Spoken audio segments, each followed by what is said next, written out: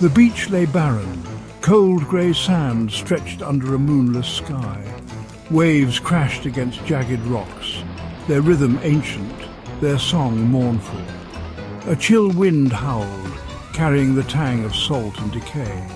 The remnants of a pier stood like broken teeth, wood-rotted, piling swallowed by the hungry sea. No light pierced the darkness, no sound but the relentless ocean. This was a place forgotten, a place feared. He stumbled upon the beach by accident, his feet sinking into the soft, shifting sands.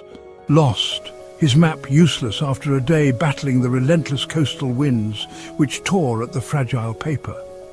His name is unimportant now, lost to the shadows like so many before him, swallowed by the vast emptiness.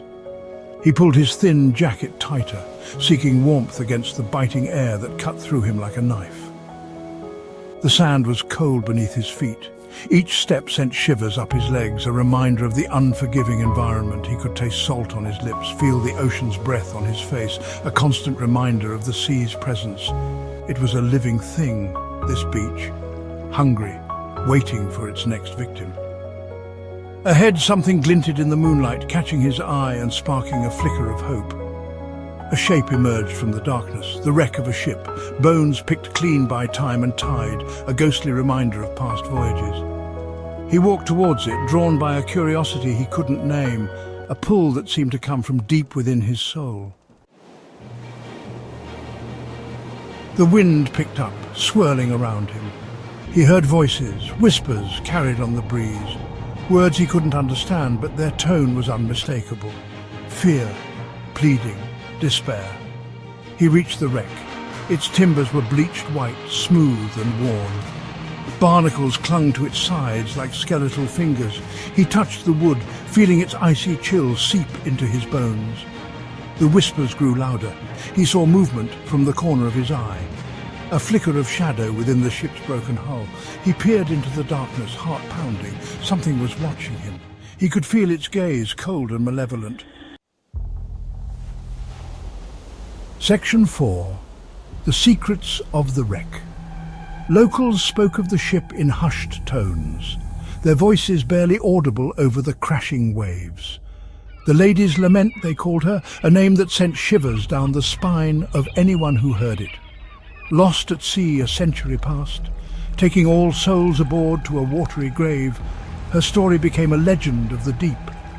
Some said she was cursed, her captain having made a deal with the devil himself for favourable winds, a pact that doomed them all. He backed away from the wreck, fear crawling up his throat, his heart pounding in his chest. He had to get away from this place, from the whispers, from the watching eyes that seemed to follow his every move. He turned to leave, but his feet wouldn't move.